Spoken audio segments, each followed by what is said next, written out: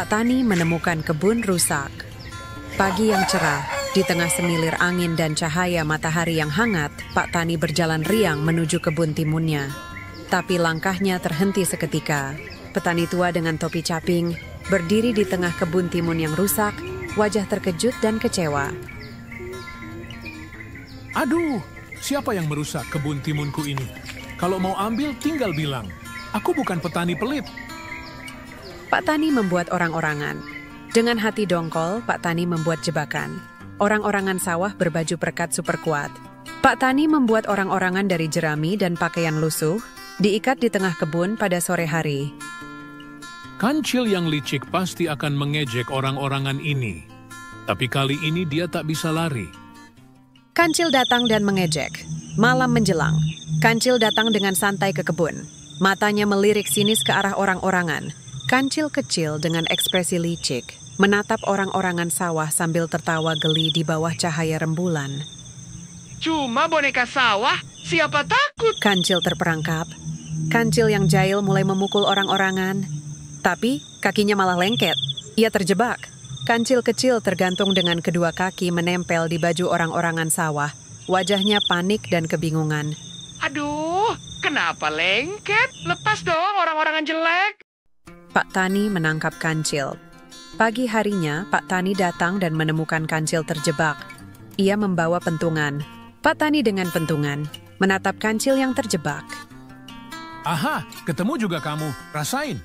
Ampun, Pak. Aku cuma makan 2-3 buah timun kok. Kancil di kurungan.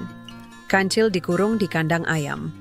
Pak Tani hendak pergi ke pasar membeli bumbu sate. Kancil dalam kurungan ayam, batu besar di atasnya, wajah sedih.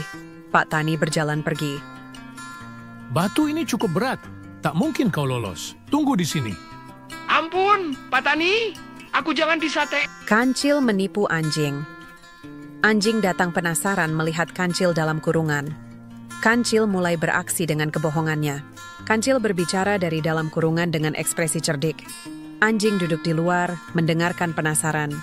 Kenapa kau dikurung, Cil? Aku mau dinikahkan dengan anak Pak Tani.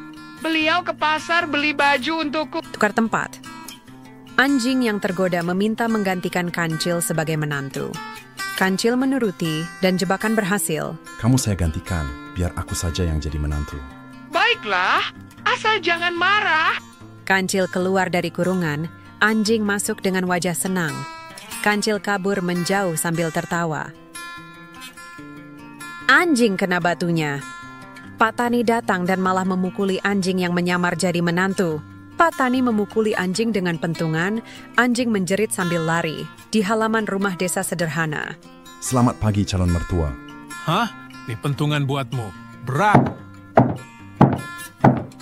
Anjing mengejar Kancil.